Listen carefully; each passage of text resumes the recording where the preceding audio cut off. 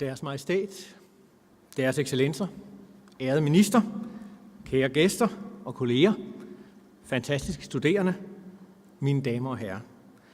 Det er mig en meget stor glæde at få lov til at byde jer alle hjertelig velkommen til et af årets absolutte højdepunkter set med DTU's øjne, nemlig vores årsfest, som vi vanen tro afholder i samarbejde med Polyteknisk Forening. Jeg skal herefter give ordet til Polyteknisk Forenings formand, Kim Louise Ettrup.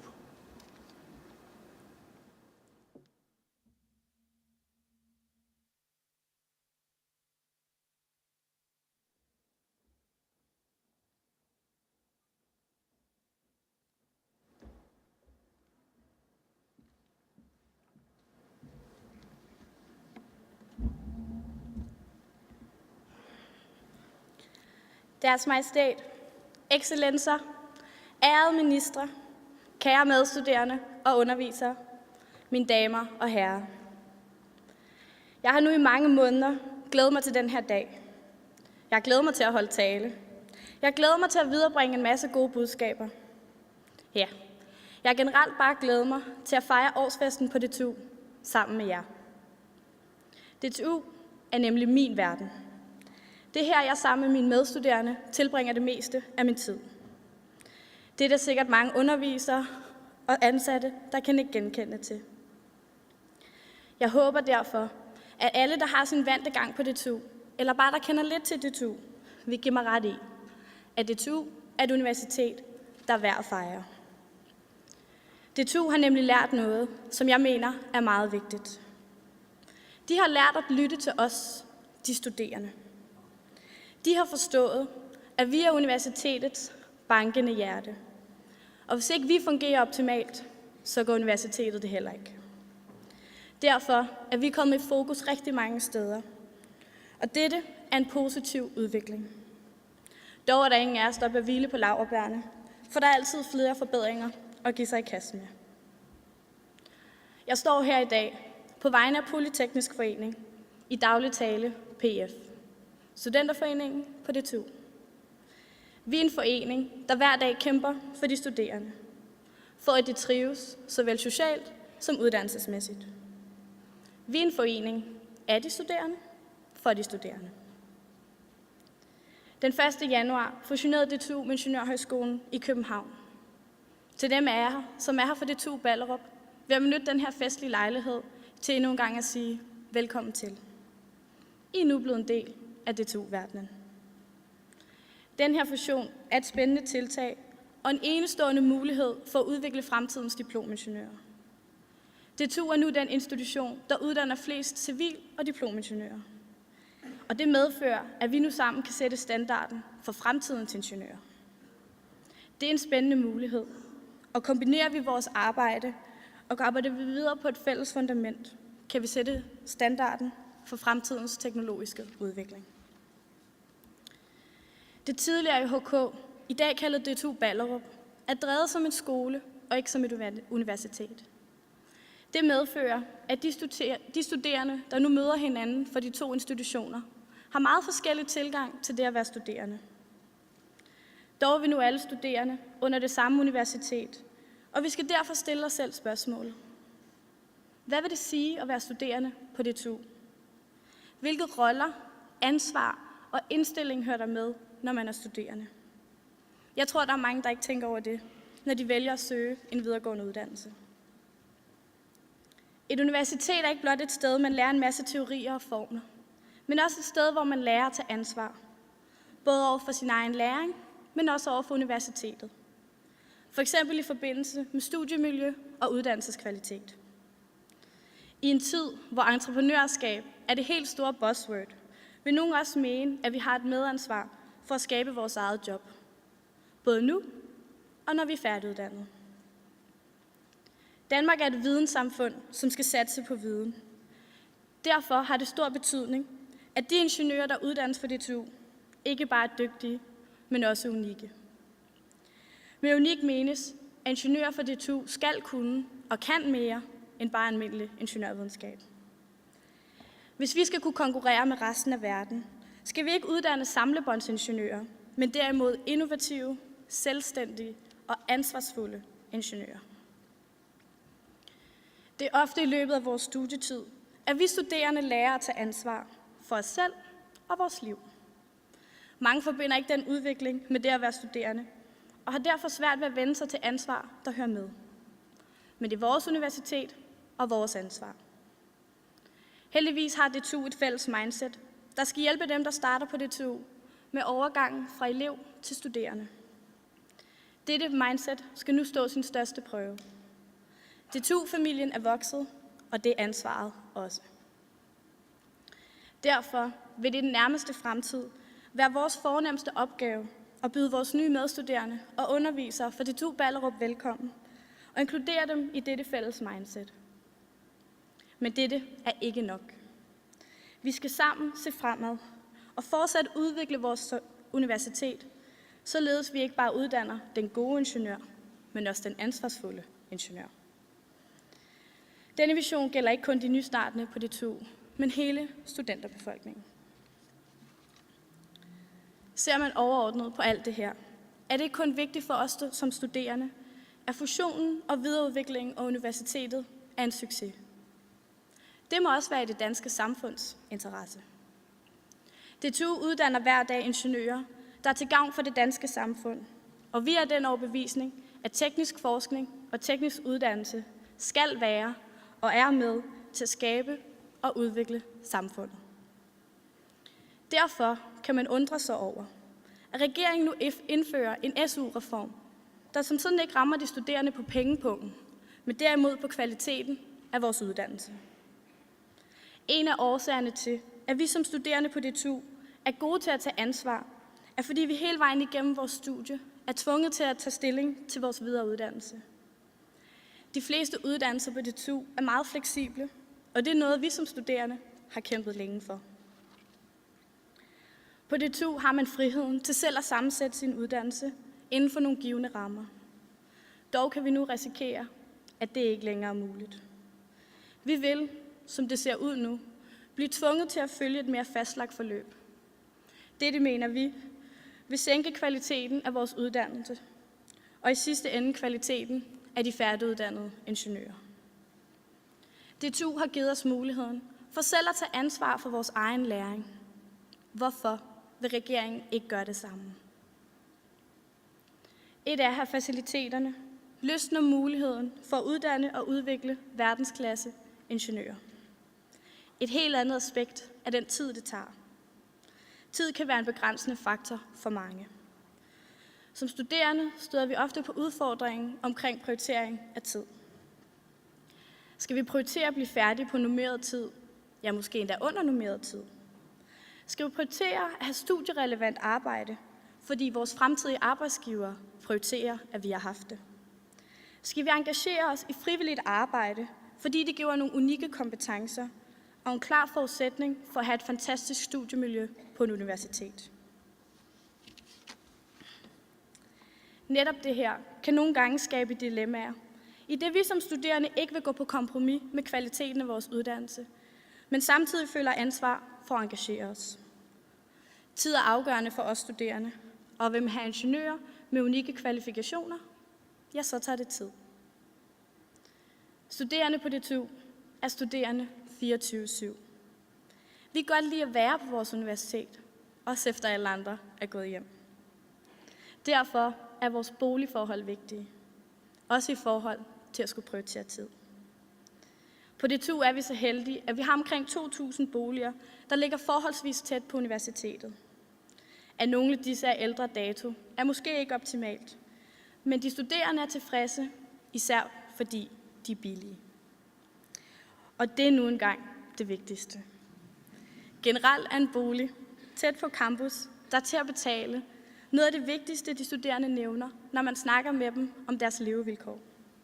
Moderne arkitektur, kæmpe værelser og sterile omgivelser er ikke det, vi som studerende ønsker fra en studiebolig. Derfor er det interessant, at der rundt omkring i Københavnsområdet dukker en masse såkaldte studieboliger op.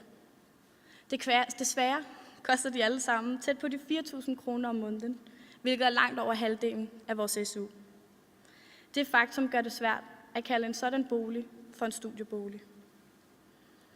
Derimod er det et prestigebyggeri, som man lader de studerende betale for. Så nogle har vi heldigvis ikke i nærheden af DTU. I hvert fald ikke endnu. Både vores kommune og vores universitet har indset, at vi mangler studieboliger. Vi forventer, at der ved studiestart til sommer er mere end 1000 DTU-studerende på venteliste til kollegierne tæt på DTU.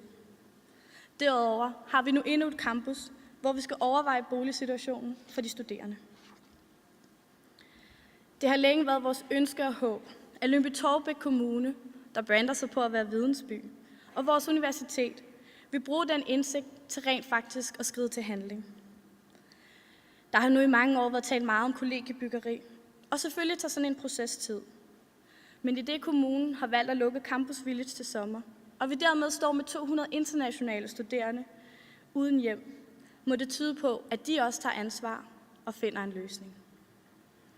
Der er nu også begyndt at løbe rygter om en vedtaget boligplan, der skal sikre 1700 nye kollegieboliger til de studerende. Desuden er der en pressemeddelelse blevet meddelt, at nyt byggeri på Kanalvej i centrum af Lyngby skal indeholde studieboliger til de studerende. Det er opløftende at studere i en by, hvor de studerende bliver prioriteret, og at opleve, at der rent faktisk bliver gjort en indsats for at løse boligproblematikken. Det skal alle de involverede parter have tak for. Dog er der også en række bekymringer, der følger med en sådan plan. Bliver byggeriet på Kanalvej et prestigebyggeri? Hvad kommer de nye boliger til at koste for de studerende? Og har man en fornemmelse for, hvad de studerende egentlig ønsker? Som eksempel kan jeg nævne, at PF ved, at de billigste boliger kommer til at koste 3.500 kroner om måneden. Dette indikerer, at man måske ikke har haft så mange studerende med på råd, som man kunne ønske. Derfor skal det her være en opfordring til Vidensby-netværket, Lyngby-Taarbæk Kommune, DTU og alle andre parter involveret i at bygge boliger til de studerende. Vi, de studerende, vil meget gerne komme med vores input og indgå i dialog omkring udvikling af det her projekt. På den måde kan vi skabe de bedste rammer for de kommende beboere, og vi som studerende kan tage medansvar. Dette vil i sidste ende skabe det rette byggeri for de studerende, og dette vil bryde den barriere, der netop nu er mellem byen og universitetet. Et projekt som dette kan blive det savnende bindeled mellem de studerende og byen, og måske indikere, at Lyngby-Taarbæk rent faktisk er en vidensby. Lad os som studerende tage medansvar og blive hørt. Vi kan bygge broer, også mellem DTU og kommunen. Inddrag os, og vi vil tage ansvar. Dette budskab skal ikke kun lyde til kommunen, men til alle, som er her i aften. Vi, de studerende, er her for at dygtiggøre os fagligt, men også for at udvikle os som mennesker og lære at tage ansvar. Det er det, der gør, at vi er studerende og ikke elever. DTU, det bliver til noget. Lad os vise resten af Danmark, ja resten af verden, at det bliver til noget, og måske endda mere. Alle skal vide, at på DTU tager alle ansvar, og derfor uddanner vi ingeniører i verdensklasse. For at kunne uddanne ingeniører i verdensklasse, skal vi også have undervisere i verdensklasse. Det har vi helt sikkert også her på DTU. Og i dag får vi lov at hylde 2 af dem. Det er nemlig sådan, at PF hvert år får lov at kåre årets undervisere for henholdsvis civil- og diplomingeniører. Det er vanetro blevet gjort af de studerende, og vi var så heldige, at i år kom mere end 150 nomineringer. Mange af disse nomineringer var stor præg af undervisere, der udviste stort engagement i undervisningen. Der engagerede de studerende til aktivt at deltage, og som formåede at formidle svært stof på en indbydende og forstående måde. Alle disse kvalifikationer har dette års undervisere, plus mange flere. Jeg vil derfor bede Per Goldermann og Henrik Bros om at komme herop på scenen.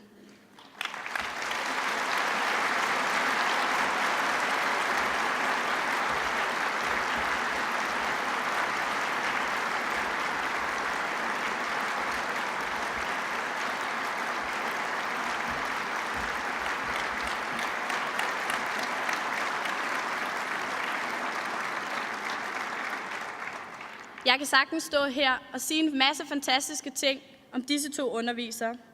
Men jeg synes hellere, vi skal høre det fra de studerende, der gennem den sidste tid er blevet undervist af de to herrer.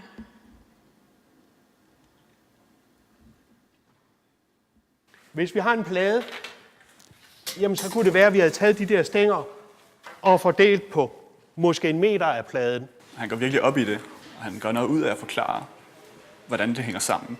Og specielt det også, at han starter forelæsningen med ligesom at forklare problemstillingen, og hvad man kan bruge det til. Krumningen gange i inertimomentet, det var noget med 1/12 gange bredden gange højden i tredje, ikke? Per, han forstår og gør det spændende. Han kommer med nogle jokes, og så har han rigtig mange eksempler. Så forstår han at gøre det simpelt, som han siger. Han plejer selv at sige, at man skal altid tage noget svært og gøre det simpelt. Så det gør han. Det er minus x, ikke? Det er d minus x, ikke? Og det medtager vi også altid til her? Ja. Okay. Jamen han formår, selvom der er rigtig mange formler, formår han at få det ned på et niveau, hvor man kan følge med, og hvor tingene ikke bliver uoverskuelige. Ja, du laver simpelthen et vederlag. En konsol. Ja. Rigtigt. Godt.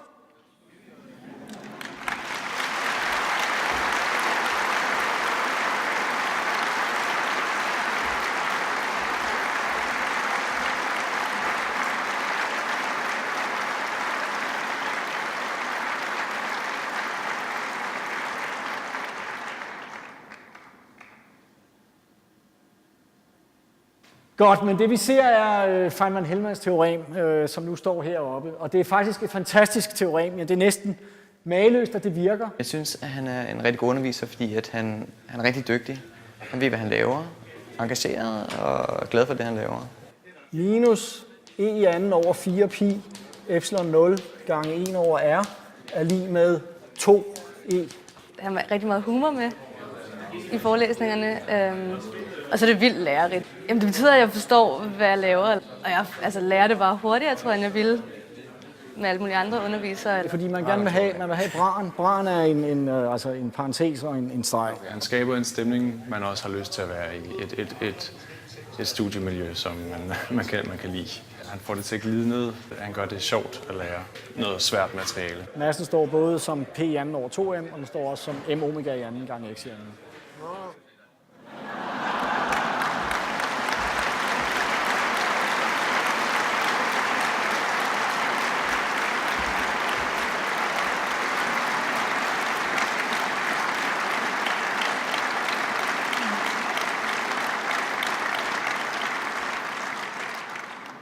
Sammen med den store ære, der at blive årets underviser, følger der desuden en lille gave i form af manchetknapper med indgraverede initialer og et rejsegavekort på 25.000 kroner. Jeg vil på vegne af de studerende sige tusind tak til Per og Henrik for den kæmpe indsats, de hver dag lægger på det tog. Og så vil jeg håbe, at de kan være inspiration for en masse andre undervisere i fremtiden. Giv dem endnu en stor hånd.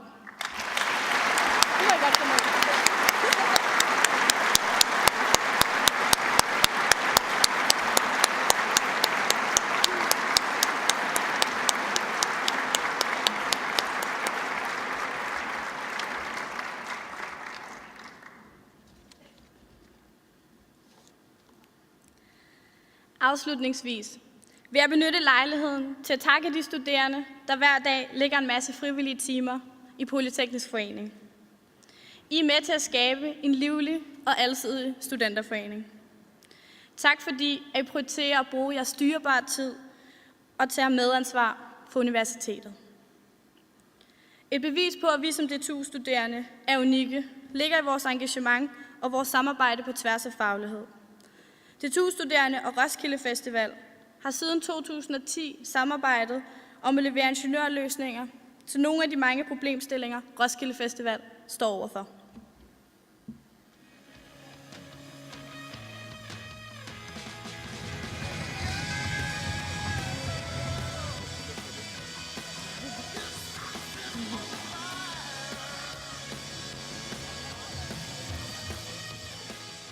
Roskilde Festival, det er en legeplads for ingeniører og ingeniørstuderende.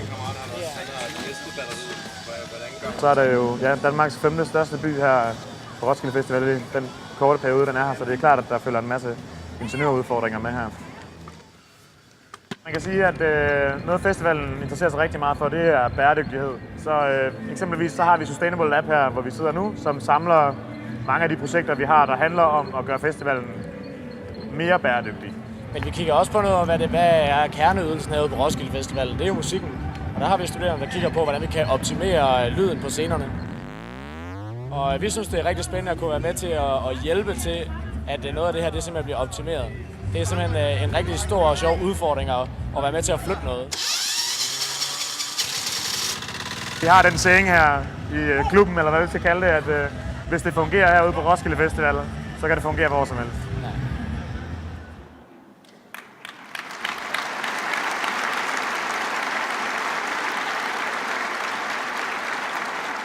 Dette beviser, at vi som DTU-studerende kan være på 24/7. Vi er unikke, vi kan tage ansvar. Vi er ingeniørstuderende i verdensklasse. Tusind tak for jeres opmærksomhed, og så vil jeg ønske jer alle sammen en rigtig god årsfest.